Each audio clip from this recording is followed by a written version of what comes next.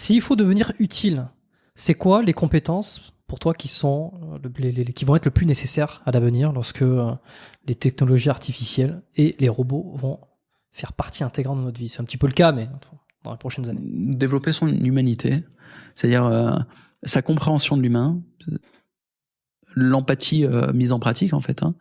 Comprendre ce que les gens te racontent, comprendre ce que les gens ressentent juste en les observant. Donc comprendre l'humain individuellement, en foule. Donc ça, c'est une compétence très très utile.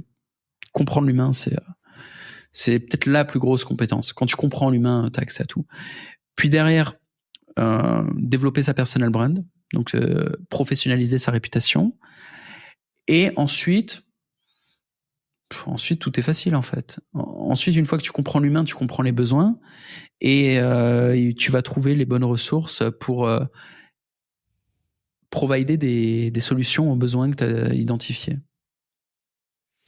Mais concrètement, quand tu dis comprendre l'humain, ça serait quoi? Ça serait lire des bouquins? Ça serait rencontrer des gens? Ça serait observer?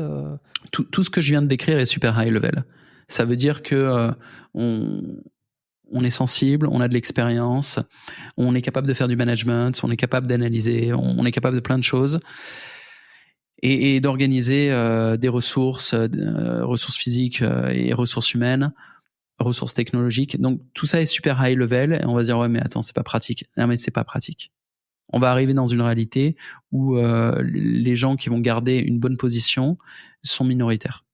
Donc effectivement, c'est des gens qui sont ultra compétents, ultra connectés, qui ont des grosses ressources, qui ont un gros niveau de puissance. Donc ouais, si t'écoutes tout ça là, si t'es devant ton ordi et que tu m'écoutes et tu dis ouais, mais concrètement je fais quoi? Et concrètement c'est très compliqué. Ouais. C'est spoiler alerte. Concrètement, faut savoir tout faire et faut être foutrement bon et faut prendre des choix stratégiques intelligents et avoir de la chatte.